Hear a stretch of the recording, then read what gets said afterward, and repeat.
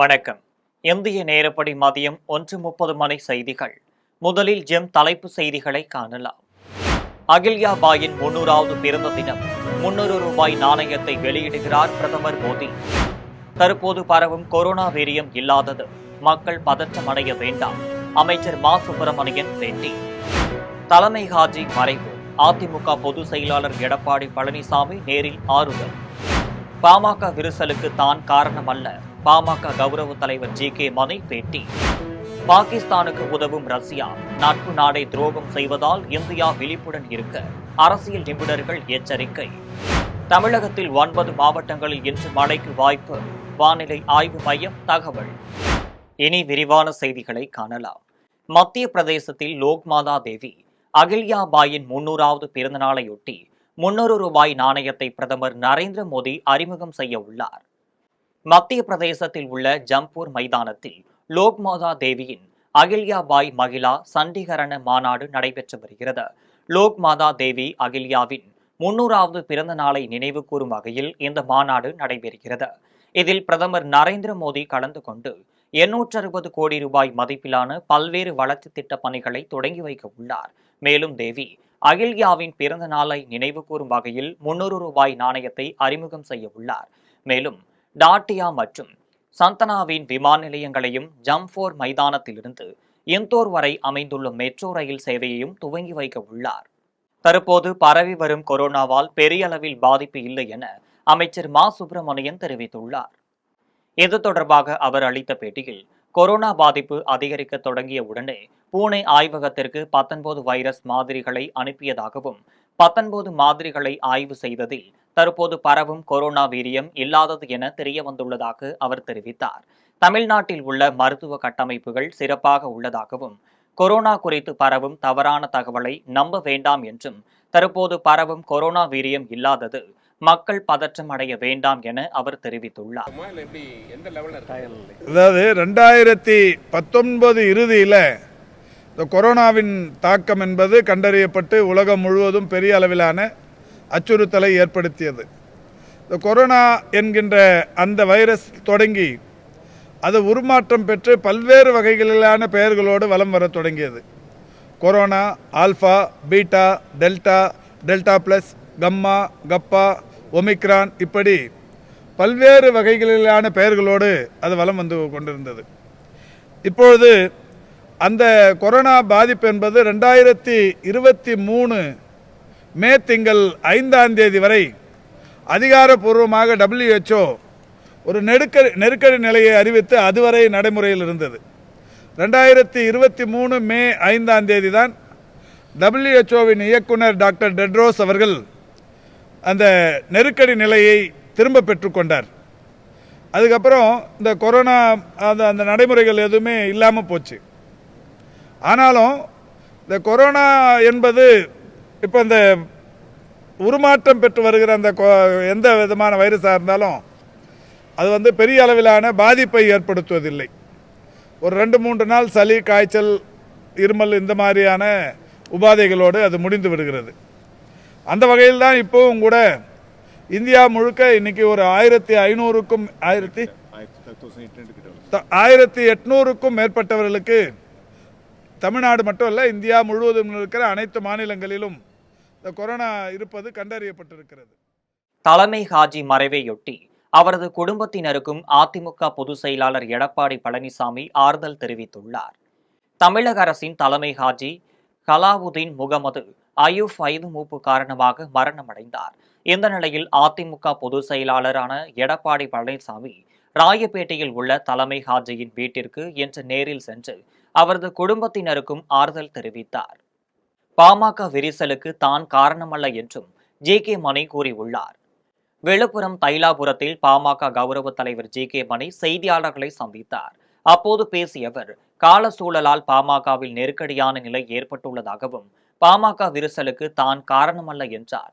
தொடர்ந்து பேசிய அவர், ராமதாசும் அன்புமணியும் விரைவில் சந்திக்க விரும்புவதாகவும், அவர்கள் சந்தித்து பேச வேண்டும் என்பதை அனைவரது விருப்பம் என்றார்.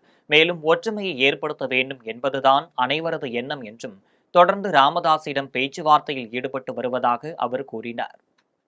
அப்படி இன்னைக்கு பாட்டாளி மக்கள் கட்சியில் ஒரு நெருக்கடியான சூழல் உருவாகி இருக்குது. நான் மறைச்சி பேசலை, இதாக பேசலை, உருவாகி இருக்குது. இது பாட்டாளி மக்கள் கட்சிங்கிறது ஒரு குடும்ப பாசத்தோடு இருக்கிற கட்சி, உங்களுக்கு தெரியும். அந்த குடும்ப பாசத்தில் இருக்கிற கட்சி ஒரு சின்ன நெருக்கடி ஏற்பட்டால் கூட அது மிக விரைவில் சுமூகமான தீர்வு ஏற்படுங்கிற நம்பிக்கை எனக்கு இருக்குது. உதாரணத்துக்கு ஐயா கிட்ட நேற்று இரவு வரைக்கும் நான் பேசினேன். எங்கள் சென்னை அன்புமணிக்கிட்ட இரவும் பேசினேன், இப்போ காலையிலையும் பேசினேன். அதனால் என் ஆசையெல்லாம் எங்கள் நோக்கம்லாம் என்னென்னா ஒரு சுமூகமான தீர்வு மிக விரைவில் வரணும். பாட்டாளி மக்கள் கட்சியுடைய வலிமையை மேலும் அதிகரிக்கணும். மிக விரைவில் ஒரு வலிமையாக தேர்தலை சந்திக்கணுங்கிறது தான் எங்கள் ஆசையெல்லாம். அதுக்குண்டான முயற்சியில் இருக்கிறோம். இப்படி நாங்கள் முயற்சி எடுக்கிற அதே நேரத்தில் நம்ம ஊடகம் என்பது மிக சக்தி வாய்ந்தது. தமிழ்நாடு அரசு பணிகளில் இருந்து இன்று ஒரே நாளில் 8144 பேர் ஓய்வு பெறுகின்றனர். தமிழக அரசின் துறைகளில் தற்போதைய நிலையில் 9,42,941 ஊழியர்கள் பணியாற்றி வருகின்றனர். சுமார் 7,33,000 ஊழியர்கள் ஓய்வூதியம் பெற்று வருகின்றனர். இந்த நிலையில் மே மாதம் 31ஆம் தேதி இன்றுடன் ஒரே நாளில் சுமார் 8,144 பேர் ஓய்வு பெறுகின்றனர். அதாவது மாநில அரசின் குரூப் ஏ பணியிடங்களில் 424 பேரும், பி பணியிடங்களில் 4,399 பேரும், சி பணியிடங்களில் 2,185 பேரும், குரூப் டி பணியிடங்களில் 1,136 பேரும் ஓய்வு பெறுகின்றார்கள். இந்த ஆண்டில் ஒரே மாதத்தில் இவ்வளவு பேர் ஓய்வு பெறுவது இதுவே அதிக எண்ணிக்கையாகும். மேலும் சென்னை தலைமை செயலகத்தில் மட்டும் 30 பேர் வரை இன்று ஓய்வு பெறுகின்றார்கள். கடந்த மாதத்தில் 22 பேர் ஓய்வு பெற்றார்கள் என்பது குறிப்பிடத்தக்கது. முதலமைச்சர் வருகையொட்டி மதுரையில் 2 நாட்கள் ட்ரோன்கள் பறக்க தடை விதிக்கப்பட்டுள்ளது. மதுரை மாவட்ட கலெக்டர் சங்கீதா வெளியிட்டுள்ள செய்திக்குறிப்பில், இன்று மாலை நடைபெறும் ரோடு ஷோ நிகழ்ச்சியில் முதலமைச்சர் கலந்து கொள்கிறார். இதற்காக அவனியாபுரம், வெள்ளக்கல், ஜெயவிழா சந்திப்பு, ஜீவா நகர் சந்திப்பு, டிவிஎஸ், பள்ளிபாலபுரம், சுப்பிரமணியபுரம் ரவுண்டானா, மேயர் முத்து சிலை, சிம்மக்கல் வழியாக அரசு சுற்றுலா மாளிகைக்கு செல்கிறார்.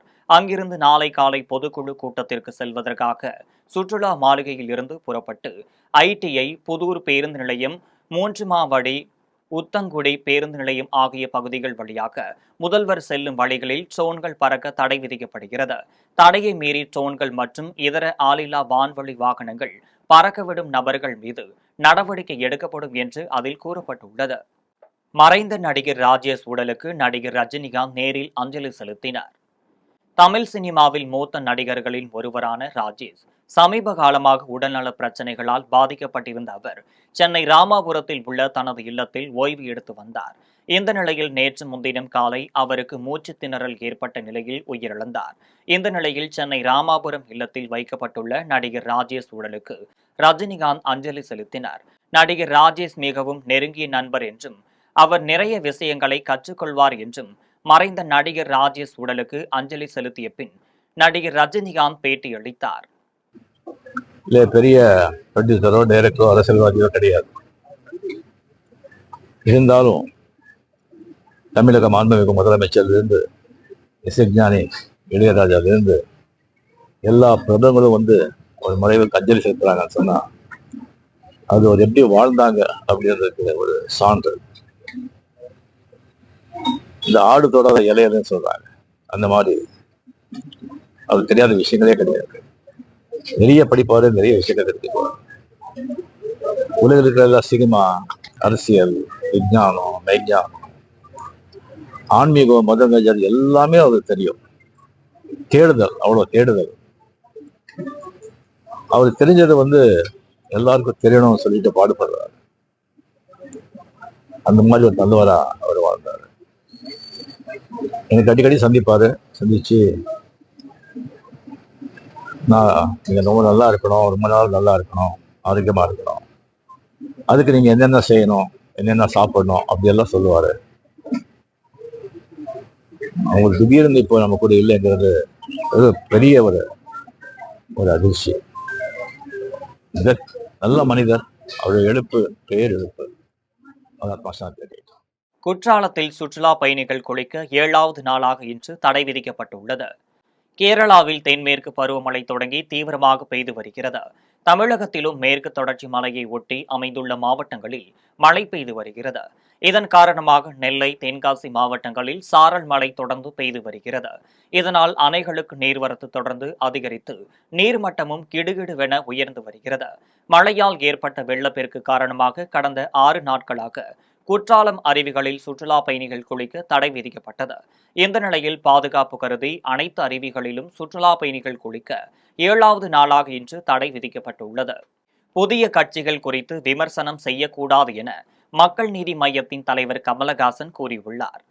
சென்னை விமான நிலையத்தில் நடிகர் கமலஹாசன் செய்தியாளர்களை சந்தித்து பேசினார். அப்போது அவர் சமீபத்தில் நடித்து திரைக்கு வர இருக்கும் தக் லைஃப் திரைப்படம் குறித்து மக்களுக்கு பிடிக்கும் என நம்பிக்கை இருப்பதாக கூறினார். தொடர்ந்து மாநிலங்களவை உறுப்பினராவது குறித்து கேள்வி கேட்கப்பட்டது. அதற்கு மையத்தின் குரல் பாராளுமன்றத்தில் ஒலிக்க வேண்டும் எனவும் அது பாரபட்சம் இல்லாத தமிழர்களுக்கான குரலாக இருக்கும் எனவும் பதிலளித்தார்.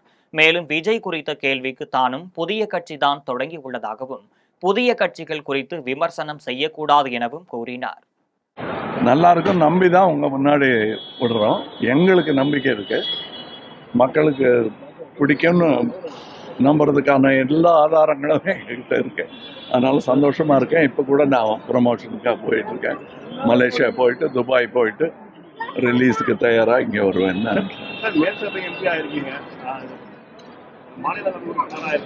ஆமாங்க, அது நம்ம குரல் அங்கே ஒலிக்க வேண்டும், மையத்தின் குரல் அங்கே ஒலிக்க வேண்டும்.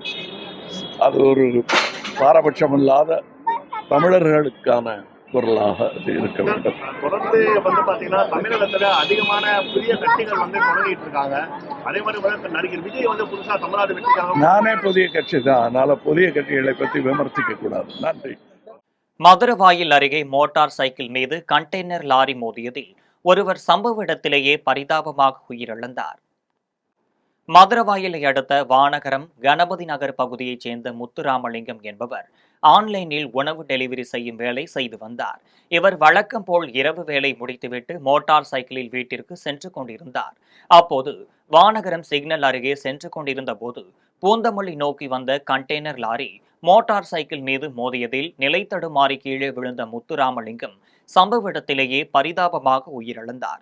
இந்த சம்பவம் குறித்து தகவல் அறிந்து வந்த கோயம்பேடு போக்குவரத்து புலனாய்வு பிரிவு போலீசார் இறந்தவரின் உடலை மீட்டு பிரேத பரிசோதனைக்காக அனுப்பி வைத்து விபத்தை ஏற்படுத்திய கண்டெய்னர் லாரி டிரைவர் வெங்கடேசன் என்பவரை கைது செய்து விசாரணை மேற்கொண்டு வருகின்றனர். புதுக்கோட்டை, திருச்சி இரண்டும் எனது இரு கண்கள் என்று பாராளுமன்ற உறுப்பினர் துரை வைகோ கூறியுள்ளார். புதுக்கோட்டை மாவட்டம் அண்டகுளம் பகுதியில் எஸ்பிஐயின் இந்தியா வாடிக்கையாளர் சேவை மையத்தை திருச்சி பாராளுமன்ற உறுப்பினர் துரை வைகோ ரிப்பன் வெட்டி திறந்து வைத்தார். இதையடுத்து செய்தியாளர்களை சந்தித்து பேசினார். அப்போது அவர் புதுக்கோட்டை, திருச்சி இரண்டும் எனது இரு கண்கள் என்றும் தெரிவித்தார். இரு மாவட்டங்களுக்கும் மத்திய அரசின் திட்டங்களை கிடைக்க நடவடிக்கை எடுத்துள்ளதாகவும் கூறினார். மேலும் இக்காலத்தில் சட்டமன்ற தொகுதி உறுப்பினராக இருப்பது மிகவும் கடினம் என தெரிவித்தார். இந்த நிகழ்வில் மதிமுக மாவட்ட செயலாளர் களியமூர்த்தி, மதிமுக குன்றாடர் கோவில் ஒன்றிய செயலாளர் மதியழகன், கந்தர்வக்கோட்டை ஒன்றிய செயலாளர் வைரமூர்த்தி மற்றும் கூட்டணி கட்சி நிர்வாகிகள் உட்பட பலர் கலந்து கொண்டனர். ஆவடியில் பறிமுதல் செய்யப்பட்ட 70 கிலோ கஞ்சாவை போலீசார் எரித்து அழித்தனர். ஆவடி காவல் ஆணையரகத்திற்குட்பட்ட பகுதிகளில் கஞ்சா, குட்கா உள்ளிட்ட போதைப் பொருட்களின் நடமாட்டத்தை கண்காணித்து கடும் நடவடிக்கை எடுக்க ஆணையர் சங்கர் உத்தரவிட்டுள்ளார். இதன் பேரில் ஆவடி ஆணையரகத்திற்கு எல்லைக்குட்பட்ட பகுதிகளில் தனிப்படையினர் அதிரடி நடவடிக்கை மேற்கொண்டு 84 கஞ்சா வழக்குகளில் சம்பந்தப்பட்ட குற்றவாளிகளை கைது செய்து நீதிமன்றத்தில் ஆஜர்படுத்தி சிறையில் அடைத்தனர். பின்னர் அவர்களிடம் இருந்து 70 கிலோ எடையுள்ள கஞ்சா பறிமுதல் செய்யப்பட்டது. இதனை அளிப்பதற்காக நீதிமன்ற உத்தரவின் பேரில் காவல் கூடுதல் ஆணையர் பவானீஸ்வரி, துணை ஆணையர் ஜமன் ஜமால் உள்ளிட்டோர் தனிக்குழு அமைக்கப்பட்டது. இந்த நிலையில் 70 கிலோ கஞ்சாவை காவல் உதவி ஆணையர் பொன்சங்கர் தலைமையிலான குழுவினர் எரித்து அழித்தனர். செங்கம் அருகே அடையாளம் தெரியாத கார் ஒன்று மோதிய விபத்தில் ஒருவர் பரிதாபமாக உயிரிழந்தார். திருவண்ணாமலை மாவட்டம் செங்கம் அடுத்த கொட்டக்குளம் சுண்டக்காய் பாளையம் பகுதியில் இரவில் சாலையில் நடந்து சென்றவர் மீது அடையாளம் தெரியாத கார் ஒன்று மோதியது. இதில் சாலையின் நடுவே உடல் நசுங்கி பரிதாபமாக அவர் உயிரிழந்தார். சாலை விபத்தில் இறந்தவரின் உடலை மீட்க செங்கம் பகுதியில் போதிய ஆம்புலன்ஸ் வசதி இல்லாததால் சுமார் 2 மணி நேரத்திற்கு மேலாக உடலை மீட்க முடியாமல் போலீசார் திணறினர். பின்னர் இறந்தவரின் சடலத்தை மீட்டு போலீசார் விசாரணை மேற்கொண்டு வருகின்றனர். சேலம் அருகே கல்வித்துறையின் பெயரை பயன்படுத்தி நூதன முறையில் பணம் திருடிய கும்பலை போலீசார் தேடி வருகின்றனர்.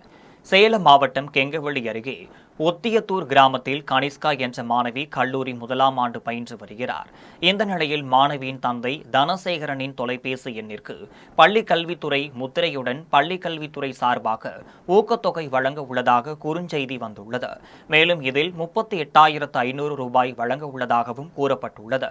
இதனை நம்பிய தனசேகரன் வங்கிக் கணக்கின் தகவலை தெரிவித்துள்ளார். இந்த நிலையில் அவரது வங்கிக் கணக்கில் இருந்த 5,909 ரூபாயை அந்த மர்ம கும்பல் நூதன முறையில் திருடியுள்ளனர்.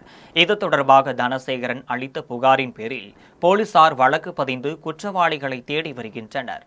கோவையில் தடை செய்யப்பட்ட புகையிலை பொருட்கள் விற்பனை செய்யப்பட்டால் கடும் நடவடிக்கை எடுக்கப்படும் என்று மாவட்ட ஆட்சித்தலைவர் எச்சரித்துள்ளார். கோவை மாவட்ட சுகாதாரத்துறை மற்றும் புகையிலை கட்டுப்பாட்டு மையம் சார்பில் இருசக்கர வாகன விழிப்புணர்வு பேரணி நடைபெற்றது. இதனை மாவட்ட ஆட்சியர் பவன்குமார் துவங்கி வைத்து இருசக்கர வாகனத்தை இயக்கி விழிப்புணர்வு ஏற்படுத்தினார். தொடர்ந்து புகையிலை ஒழிப்பு குறித்தான கையெழுத்து இயக்கத்தை துவங்கி வைத்தார். இதையடுத்து செய்தியாளர்களை சந்தித்து பேசிய அவர், பள்ளி கல்லூரிகளுக்கு அருகில் புகையிலை பொருட்கள் விற்பனை செய்வது குறித்து கண்காணிக்க குழு அமைக்கப்பட்டுள்ளதாக கூறினார். மேலும் தடை செய்யப்பட்ட புகையிலை பொருட்கள் விற்பனை செய்யப்பட்டால் கடும் நடவடிக்கை எடுக்கப்படும் என்று மாவட்ட ஆட்சித்தலைவர் எச்சரித்துள்ளார்.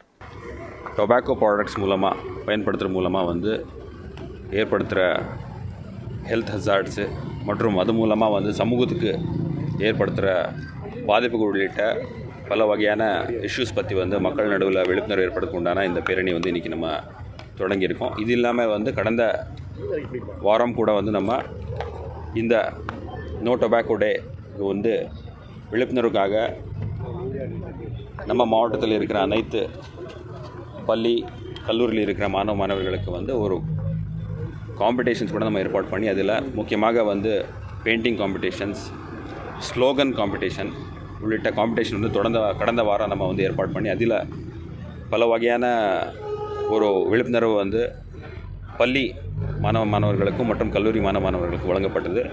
அதன் அடிப்படையில் இன்றைக்கி நடந்திருக்க இந்த பேரணி தொடர்ந்து மக்கள் நடுவில் டொபாக்கோ ப்ராடக்ட்ஸ் பயன்படுத்துகிற மூலமாக ஆகிற பாதிப்பை பற்றி விழிப்புணர்வு ஏற்படுத்த உண்டான ஒரு நிகழ்ச்சி இன்றைக்கி நம்ம சிறப்பாக ஏற்பாடு பண்ணியிருக்கோம். தொடர்ந்து இந்த நிகழ்ச்சிகள் நம்ம மாவட்டத்தில் நடக்க போகும். ஈரோடு அருகே சாலை ஓர ஆக்கிரமிப்புகளை அகற்றும் பணியில் நெடுஞ்சாலைத்துறையினர் ஈடுபட்டனர். ஈரோடு மாவட்டம் அந்தியூர் பேருந்து நிலையத்திலிருந்து அண்ணாமடுவு வரை ஆக்கிரமிப்பு செய்யப்பட்ட கடைகளை அகற்றும் பணி நடைபெற்றது. கடந்த 3 மாதங்களுக்கு முன்பு நெடுஞ்சாலைத்துறை சார்பில் அறிவிப்பு வெளியிடப்பட்டது. இந்த நிலையில் அந்தியூர் உட்கோட்டம் நெடுஞ்சாலைத்துறையின் பொக்லின் மற்றும் பேரூராட்சி பணியாளர்களுடன் ஆக்கிரமிப்புகளை அகற்றும் பணியில் ஈடுபட்டனர். அப்போது அந்தியூர் பேருந்து நிலையம் எதிரே உள்ள பேன்சி ஸ்டோர் கடை உரிமையாளர் ஷேக் முகைதீன் நெடுஞ்சாலைத்துறை அதிகாரிகளிடம் வாக்குவாதத்தில் ஈடுபட்டார். இதனால் சிறிது நேரம் பரபரப்பு ஏற்பட்டது. இதையடுத்து போலீசாரின் பாதுகாப்புடன் ஆக்கிரமிப்பு செய்யப்பட்ட இடங்களை நெடுஞ்சாலைத்துறையினர் அகற்றினர். கொடைக்கானலில் நடைபெற்று வரும் கோடை விழாவில் நாய்கள் கண்காட்சி நடைபெற்றது. திண்டுக்கல் மாவட்டம் கொடைக்கானலில் 62வது கோடை விழா கடந்த வாரம் 24ஆம் தேதி தொடங்கியது. இதில் சுற்றுலாத்துறை சார்பாக பல்வேறு கலை நிகழ்ச்சிகள் நடத்தப்பட்டு வருகிறது. அந்த வகையில் 7வது நாளாக இன்று பிரையண்ட் பூங்காவில் நாய்கள் கண்காட்சி நடைபெற்று வருகிறது.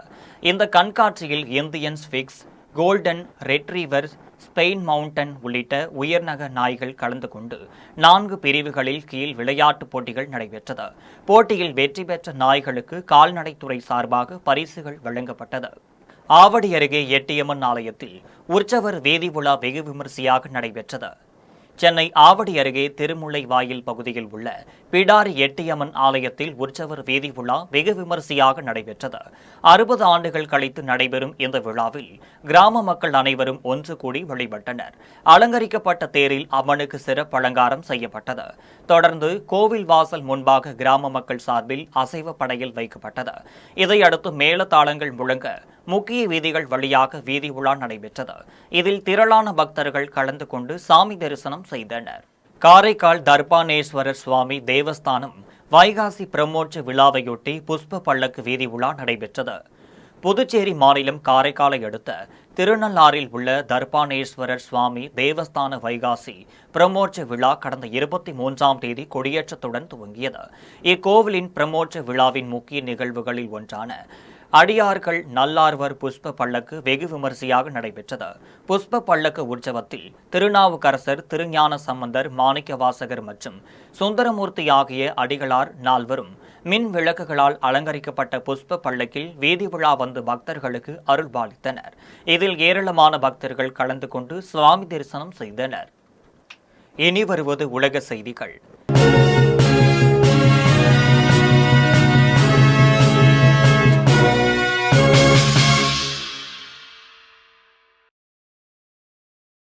திபெத்தில் இன்று ஏற்பட்ட நிலநடுக்கமானது ரிக்டர் அளவில் 3.5 பதிவாகியுள்ளது.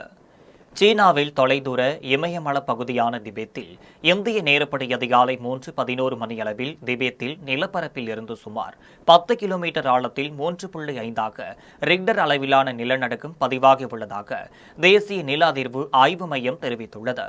இந்த நிலநடுக்கத்தால் இதுவரை பொருட்சேதமோ உயிர் சேதமோ ஏற்பட்டதாக எந்த தகவலும் வெளியாகவில்லை. இனி வருவது விளையாட்டு செய்திகள்.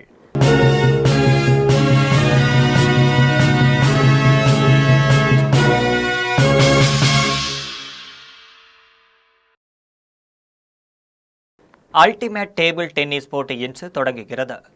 6வது அல்டிமேட் டேபிள் டென்னிஸ் போட்டி அகமதாபாத்தில் இன்று தொடங்குகிறது. ஜூன் 15ஆம் தேதி வரை நடக்கும் இந்த போட்டித் தொடரில் 8 அணிகள் பங்கேற்கின்றன. தொடக்க நாளான இன்று 2 ஆட்டங்கள் அரங்கேறுகிறது. இதில் ஜெய்ப்பூர் பேட்ரியாட்ஸ், தபாங் டெல்லி அணிகள் மாலை 5 மணிக்கும், அகமதாபாத் எஸ்டி பைஃபர்ஸ் கோவா சேலஞ்சர்ஸ் இரவு 7:30 மணிக்கு மோதுகின்றனர். இந்த போட்டியை ஸ்டார் ஸ்போர்ட் சேனல்கள் நேரடி ஒளிபரப்பு செய்கின்றன. ப்ரோ கபடி லீக் வீரர்கள் ஏலம் மும்பையில் இன்று நடைபெற உள்ளது.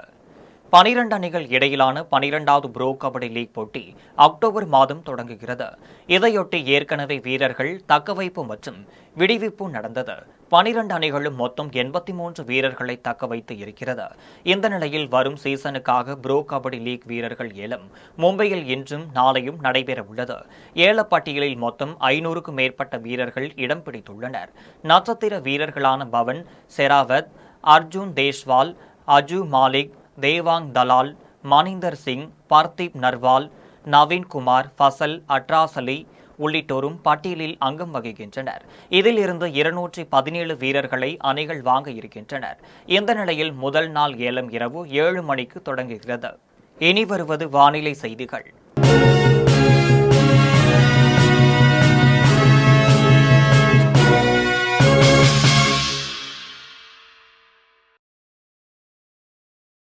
தமிழகத்தில் 9 மாவட்டங்களில் இன்று மழைக்கு வாய்ப்புள்ளதாக வானிலை ஆய்வு மையம் தெரிவித்துள்ளது. தமிழகத்தில் இன்று ஓரிரு இடங்களிலும் புதுவை மற்றும் காரைக்கால் பகுதிகளிலும் லேசானது முதல் மிதமான மழை பெய்யக்கூடும் என்று சென்னை வானிலை ஆய்வு மையம் தெரிவித்திருந்தது. இந்த நிலையில் தமிழகத்தில் 9 மாவட்டங்களில் இன்று மழைக்கு வாய்ப்புள்ளதாக வானிலை ஆய்வு மையம் தெரிவித்துள்ளது. அதன்படி நீலகிரி மற்றும் தென்காசி ஆகிய மாவட்டங்களில் மிதமான இடி மின்னலுடன் கூடிய மிதமான மழை பெய்ய வாய்ப்புள்ளது என்று தெரிவிக்கப்பட்டுள்ளது. மேலும் கோயம்புத்தூர், கன்னியாகுமரி, திருநெல்வேலி, தூத்துக்குடி, விருதுநகர், திண்டுக்கல் மற்றும் தேனி ஆகிய மாவட்டங்களில் லேசான இடி மின்னலுடன் கூடிய லேசானது முதல் மிதமான மழை பெய்ய வாய்ப்புள்ளதாக தெரிவித்துள்ளது. இனி வருவது தங்கம் மற்றும் வெள்ளி விலை நிலவரம். சென்னையில் ஆபரண தங்கத்தின் விலை ஒரு சவரன் 71,360 ரூபாய்க்கு விற்பனை செய்யப்படுகிறது. சென்னையில் இன்று ஆபரண தங்கத்தின் விலை மாற்றமின்றி கிராமிற்கு 8,920 ரூபாய்க்கும் விற்பனை செய்யப்படுகிறது. மேலும் ஒரு சவரன் 71,360 ரூபாய்க்கும் விற்பனை செய்யப்படுகிறது. 24 கேரட் தூய தங்கம் ஒரு சவரன் 77,848 ரூபாய்க்கும் விற்பனை செய்யப்படுகிறது. மேலும் 1 கிராம் வெள்ளி 111 ரூபாய்க்கும், 1 கிலோ வெள்ளி 1,11,000 ரூபாய்க்கும் விற்பனை செய்யப்படுகிறது. மீண்டும் ஜெம் தலைப்பு செய்திகள். அகில்யா பாயின் 300வது பிறந்த தினம் 300 ரூபாய் நாணயத்தை வெளியிடுகிறார் பிரதமர் மோடி. தற்போது பரவும் கொரோனா வீரியம் இல்லாதது, மக்கள் பதற்றமடைய வேண்டாம். அமைச்சர் மா சுப்பிரமணியன் பேட்டி. தலைமை ஹாஜி மறைவு, அதிமுக பொதுச் செயலாளர் எடப்பாடி பழனிசாமி நேரில் ஆறுதல். பாமக விரிசலுக்கு தான் காரணம் அல்ல, பாமக கௌரவ தலைவர் ஜி.கே. மணி பேட்டி. பாகிஸ்தானுக்கு உதவும் ரஷ்யா நட்பு நாடை துரோகம் செய்வதால் இந்தியா விழிப்புடன் இருக்க அரசியல் நிபுணர்கள் எச்சரிக்கை. தமிழகத்தில் 9 மாவட்டங்களில் இன்று மழைக்கு வாய்ப்பு, வானிலை ஆய்வு மையம் தகவல். இத்துடன் ஜெம் செய்திகள் நிறைவடைகின்றன. மீண்டும் ஜெம் செய்திகள் மாலை 6 மணிக்கு. உடனுக்குடன் செய்திகளை காண GemLive.tv என்ற இணையதளத்தில் இணைந்திருங்கள். நன்றி, வணக்கம்.